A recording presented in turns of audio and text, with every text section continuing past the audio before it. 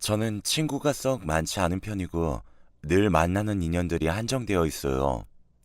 직장 동료들이나 예전 대학 동기들이라든지 그렇게만 가끔씩 만나는 편인데요. 다들 그렇겠지만 결혼하고 가정이 생기면 혼자의 몸일 때만큼 어울려 다니며 놀기 어렵잖아요. 가정에 충실하고 처자식 먹여 살리겠다고 열심히 일하다 보니 딱히 개인적인 시간이 안 나는 것 같아요. 그런데 문득 유년 시절을 떠올려 보면 유독 잊지 못할 친구 한두 명 정도는 다들 있지 않으신가요? 저는 특별히 뭐가 있다 싶은 유년기를 보내지 않았어요. 그냥 평범한 생활을 이어오고 있었는데 그러던 와중에 중학교 시절 우리 반에서 튀는 친구가 한 명 있었답니다.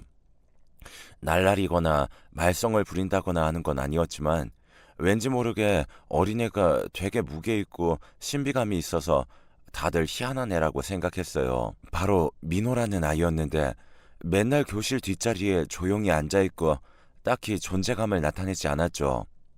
그런데 그 친구가 어느 날 저에게 갑자기 말을 걸어오는 거예요.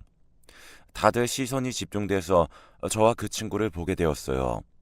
왜냐하면 이 친구는 대놓고 행동하진 않아도 학교 안에서 꽤 소문이 많았던 애였거든요. 싸움을 엄청 잘한다든지 혹은 선생님한테 대들었는데 선생님이 얘를 겁내서 못 건드린다든지 그런 말들이 많았죠. 반에서 지극히 평범하다 못해 한 반에 한두 명씩은 꼭 있을 것 같은 저 같은 애한테 얘가 말을 걸어오니까 당연히 놀랄 수밖에요. 저도 그때 얼마나 놀랐는지 말을 더듬으면서 대답했어요. 어, 왜? 무슨 일이야?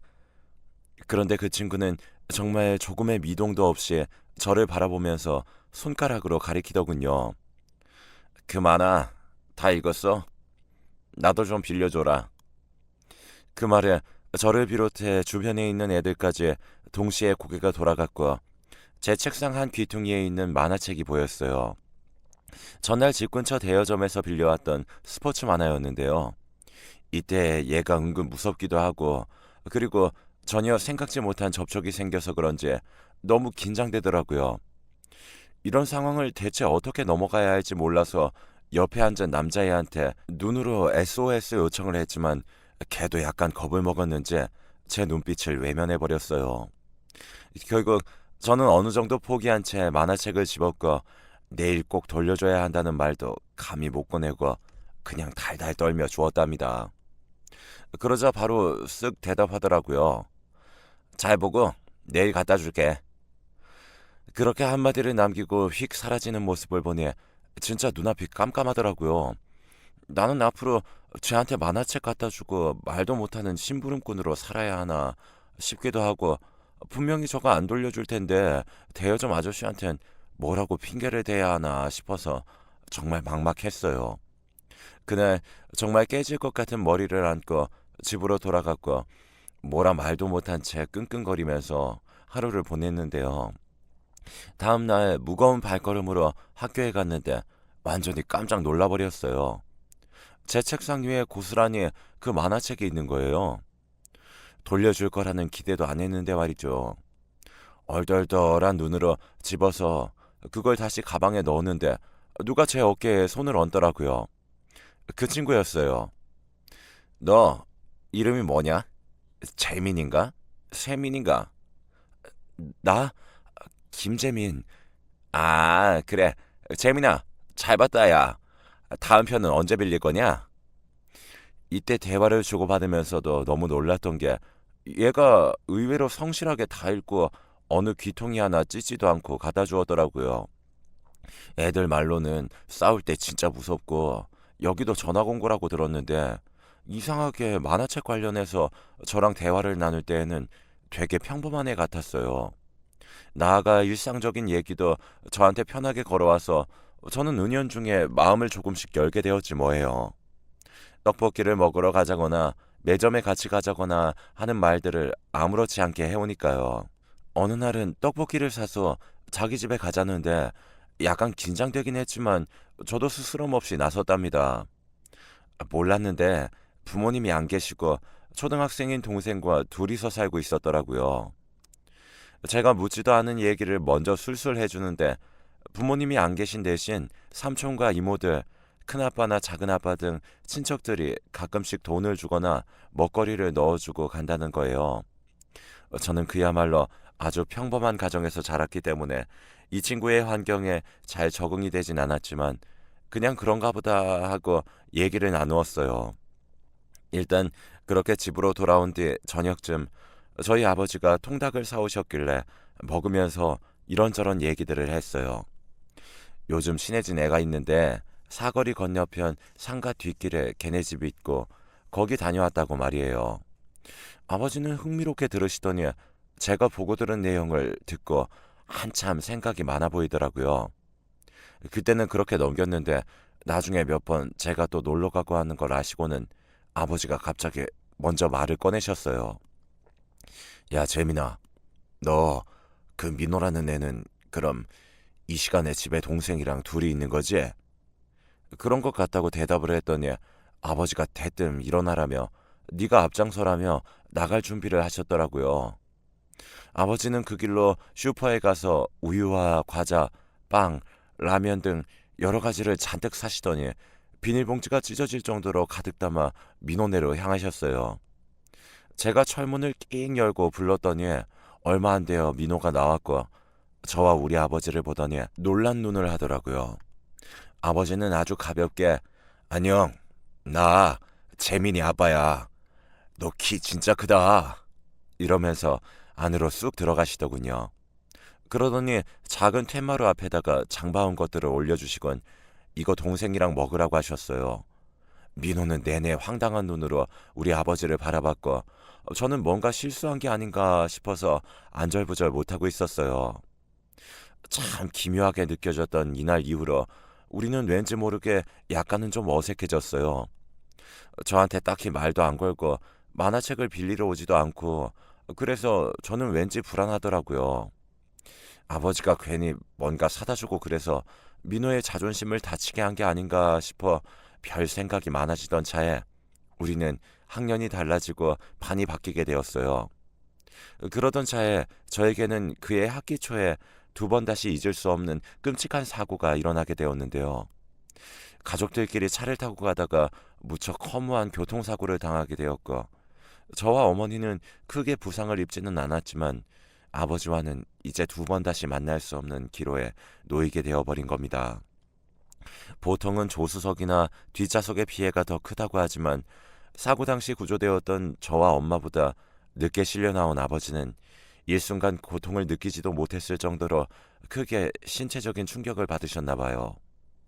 나중에 정신 차리고 난 제 얼굴 위로 어머니의 우울한 표정이 보였고 어머니는 그렇게 저를 붙잡고 한참을 우시면서 어떻게 하면 좋냐는 말만 반복하셨어요. 졸지에 저는 아버지의 장례를 치르게 되었고 정말 어색하게 몸에 잘 맞지도 않는 상복을 입고 어정쩡하게 서 있게 되었습니다. 학교에 알렸지만 더 이상 누군가에게 도 나지 않았고 기력 없이 늘어져 있는 어머니를 보니 왜 나와 어머니만큼이라도 아버지는 회복될 수 없었던 걸까? 왜 마지막 인사도 못했던 걸까 싶어 머리가 멍했어요. 그런데 그러던 중 어른 손님들만이 연이어 들어오던 와중에 웬 익숙하면서도 이 현장에서 보기에 낯선 얼굴이 하나 보이더군요. 바로 민호였어요. 저랑 눈이 마주쳤고 저는 너무 놀라서 말도 더듬거리게 되었어요. 어머니도 같은 학교 친구가 왔다고 하니까 일순간 놀라셨는지 한참을 쳐다보셨고 말이에요. 학교에 이런저런 얘기가 전해졌다는 건 알고 있었지만 우리는 한두 달 정도는 제대로 연락도 않고 왕래도 없었기 때문에 이때의 방문이 너무 새삼스레 느껴졌어요. 이때 민호가 왜 그랬는지 이해가 되지 않았지만 장례 3일 내내 꼬박 저랑 같이 있었어요. 별 말을 할 상황도 안 되고 지쳐서 겨우 앉아있던 제 옆에 민호는 그렇게 계속 같이 있어 주었습니다. 우리 아버지에 대해 뭔가 특별한 말을 건네지도 않은 채 말이에요. 하지만 그때 제 옆에 누군가가 있어서 강풍 같은 날들을 좀 견뎌냈던 것 같기도 해요. 어머니는 정신을 잃으시기도 하고 과로로 또 쓰러지시기도 해서 이모들과 고모들이며 할머니까지 여간 걱정이 많은 게 아니었거든요. 자식은 제가 있는데도 감정을 추스르지 못할 정도로 괴로워하셨고 다들 저만 보면 불쌍하다, 안 됐다 하면서 울어대기 바쁘니 그런 상황이 지치고 슬프다 못해 나중엔 짜증스럽더라고요. 그렇게 장례를 치르고 난 뒤에 어머니의 컨디션이 많이 악화되었기 때문에 결국 저는 전학을 가게 되었어요.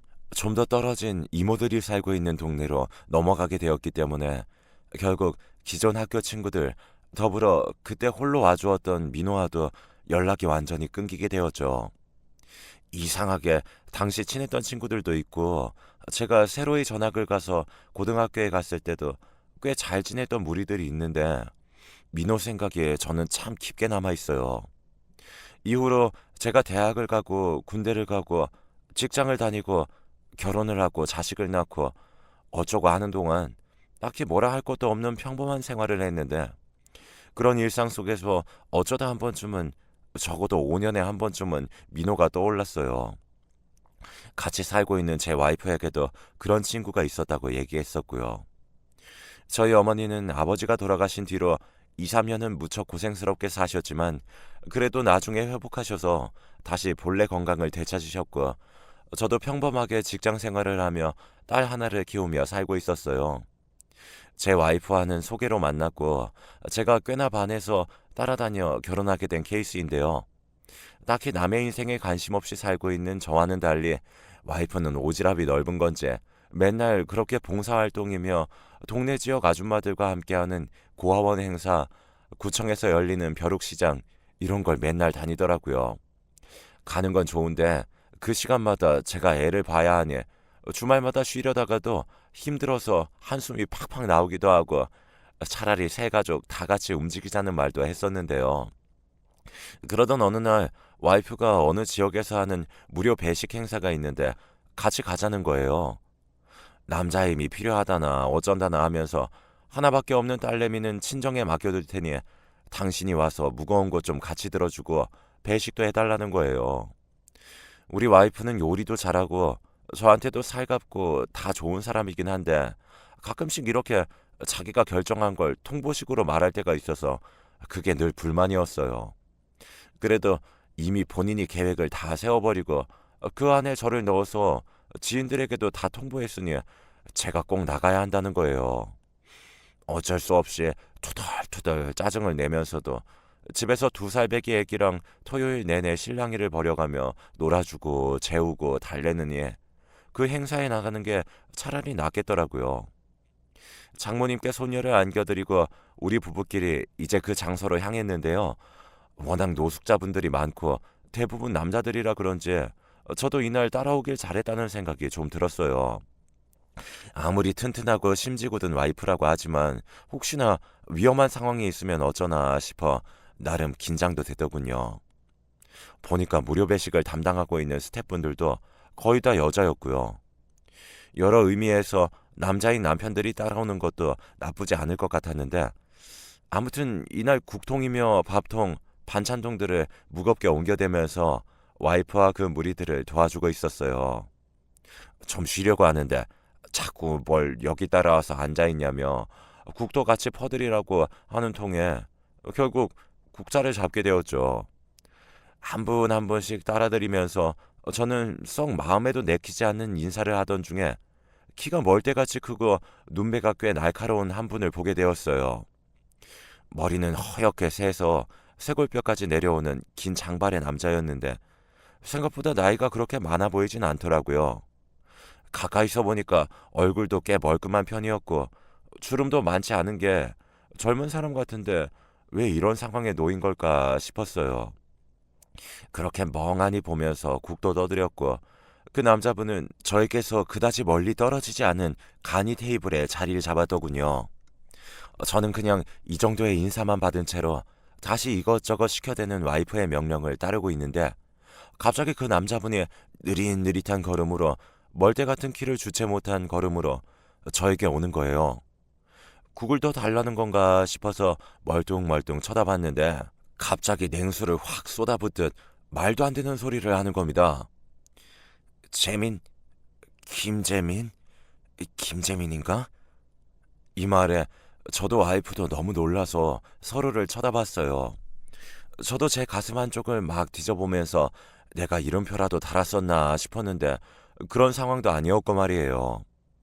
그렇게 허우적대는 제 몸짓을 물끄러미 보더니 다시 말을 하는데 진짜 이때 너무 놀라서 국자를 떨어뜨렸어요. 와이프도 어안이 벙벙해 굳어 있었고요. 김재민 맞구만. 나 그 박민호야. 기억하려나 모르겠네. 제 눈앞에서 저를 안다고 말했던 그 키가 멀대같이 큰 남자 노숙자는 제가 중학교 시절 시간을 보냈던 그 민호였던 겁니다. 저는 전혀 알아보지도 못했고 아무런 생각 없이 지나쳤는데 이쪽에서는 저를 선명하게 알아봤더라고요. 어색하게 비어있는 말틈을 어쩔 줄 몰라서 그냥 있는 저에게 특별히 묻지도 않았던 근황을 민호가 먼저 말해주더군요.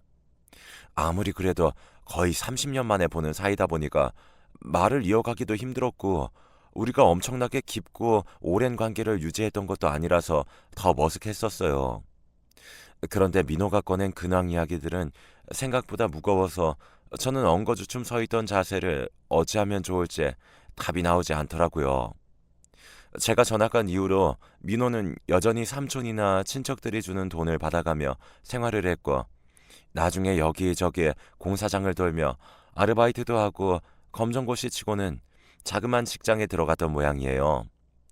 그 당시는 무난하게 남들처럼 살았던 것 같고 거기서 만났던 여자 직원과 결혼도 했더라고요. 그리고 더더욱 마음이 안 좋았던 건 이 와중에 일찍 결혼해서 얻은 자식도 있다는 거예요. 자식도 있는데 만날 수가 없을 정도로 상황이 일이 돼버린 건 이전에 알았던 어떤 윗도리의 형들이 연락을 해서 돈을 빌려달라고 했고 그걸 수긍하는 것으로부터 시작되었더군요. 나중에 이들이 보증을 서달라고 하고 협박을 해오고 집을 찾아왔다더라고요.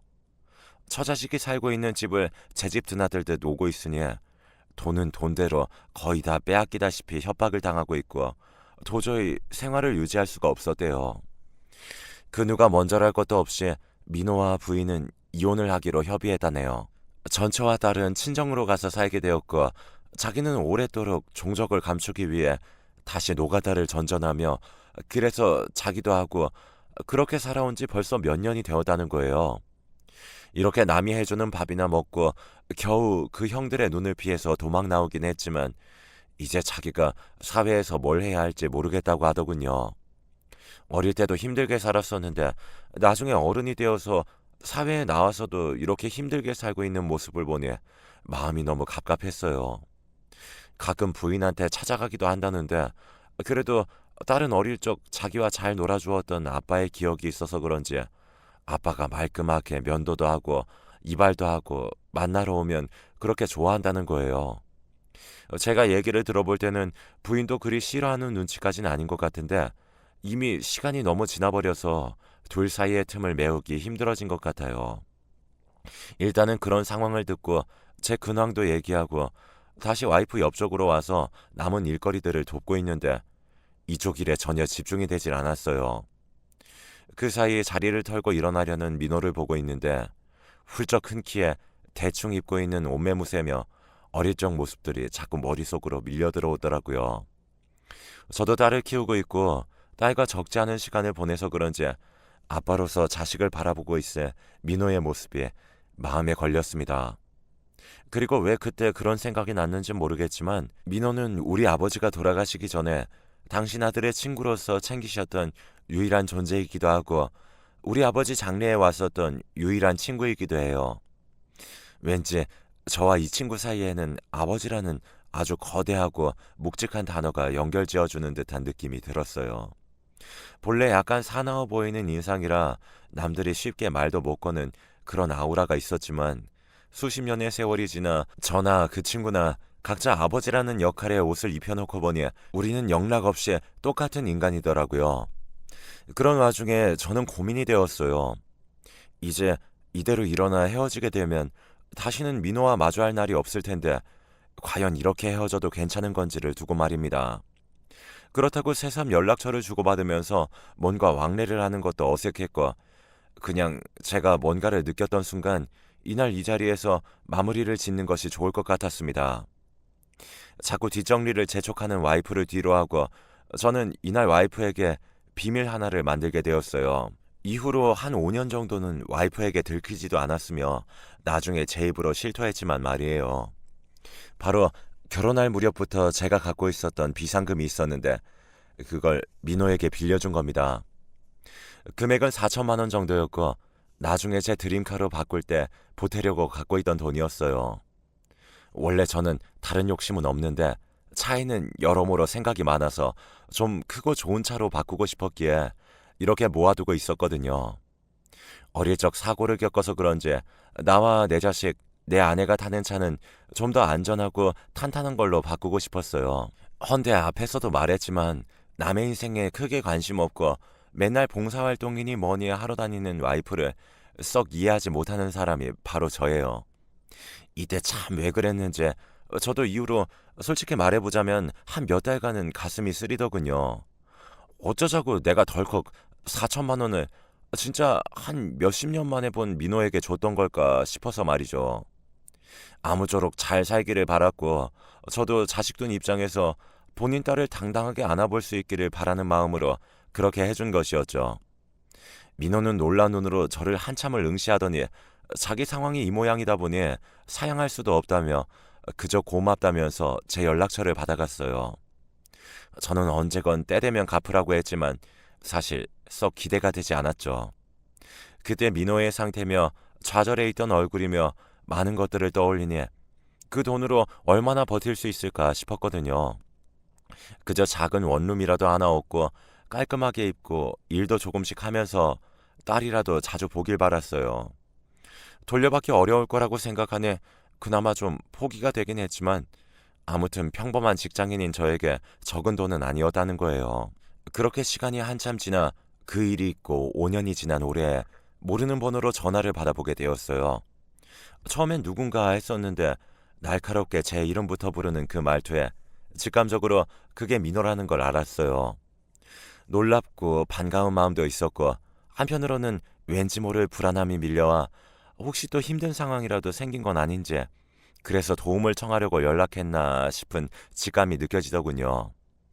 그런데 저도 이쪽으로 어지간히 재능이 없는 건지 제 예상은 완벽하게 다 엇나가 버렸어요.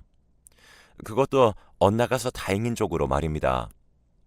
다급한 목소리로 저에게 전화를 해서 이런저런 얘기를 하는 민호는 제일 먼저 꺼낸 말이 일단 결론부터였어요. 재민아, 내가 너무 늦었지? 미안하다, 미안해. 정말 미안하다.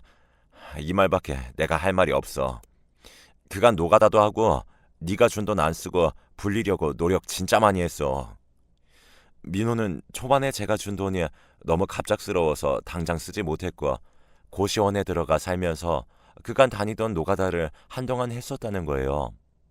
그러다가 딸아이는 점점 커가는데 집 한 채도 없이 떠돌고 있는 자신이 너무 적나라하게 보여졌고 한때 고등학교 졸업하고 잠깐 했었던 구제옷 사업 쪽을 떠올려서 다시 찾아다녔답니다.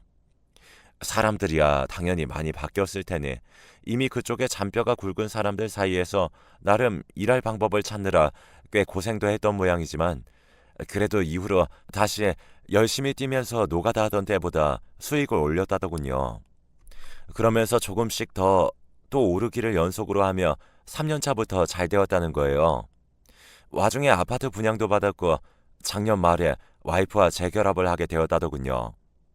그래서 안정적으로 지금 세 가족이서 살고 있는데 이제서야 숨을 돌리고 제 생각이 나서 연락을 해온 거예요. 그간 진작 연락을 했어야 했는데 죽기 살기로 일하며 그쪽판에서 살아남으려고 버티다 보니 일단 가족과 같이 다시 살게 되는 게 목적이었기에 차마 신경을 못 썼다더라고요. 그러면서 미안하다며 저에게 빌린 돈을 갚겠다면서 계좌번호를 알려달라고 하더군요. 말로는 빌린 돈을 그대로 갚겠다고 하더니 제가 확인하게 된 돈은 4천만 원이 아니라 6천만 원이었어요. 친구도 안정되고 자리 잡느라 신경 쓸 게 많을 텐데 저에게 2천만 원이나 더 얹어서 갚아준 겁니다.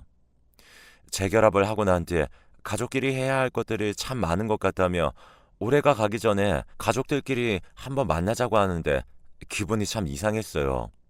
한편으론 이렇게까지 노력을 했던 친구 민호의 노력에 대해서 끝까지 아무런 사심 없이 믿어주고 지원해주지 못했던 제 모습이 떠올라서 부끄럽기도 했습니다. 저 자체가 저를 비롯하여 사람에게 그렇게 기대를 거는 타입의 인간은 아니지만 그래도 내가 딱 이 정도의 그릇이구나 싶어서 약간 실망스럽기도 하더라고요. 그건 그것대로 아쉽지만 그래도 어찌되었건 민호가 저렇게 다시 발돋움을 해서 가족들과 같이 살게 된 것은 정말 축하할 일이라고 생각해요. 와이프에게 자초지종을 털어놓으니 비상금의 존재나 빌려줬던 사실 자체를 몰랐기에 일단 화부터 내더라고요. 어찌 보면 당연한 일이기도 하지만 여기에 털어놓은 대로 제 옛날 일부터 쭉 말을 했더니 더 이상 화내지 않았어요. 뭐 우리 부부의 일은 그렇다 치고 민호의 앞길도 그 가족들도 이후로 그렇게 쭉 함께 부둥켜 안고 잘 살아가길 바랄 뿐입니다. 저로서는 큰맘 먹고 보탠 도움이긴 하지만 민호가 그렇게 일어서는 데 있어서 사실 큰 도움이 될 만한 돈이었는지는 잘 모르겠어요. 그래도 그게 잘 사용되어서 기쁘네요. 여기까지 함께 들어주셔서 감사드리고 모두 감기 조심하시고 가족들과 평범한 날들 잘 누리셨으면 좋겠습니다.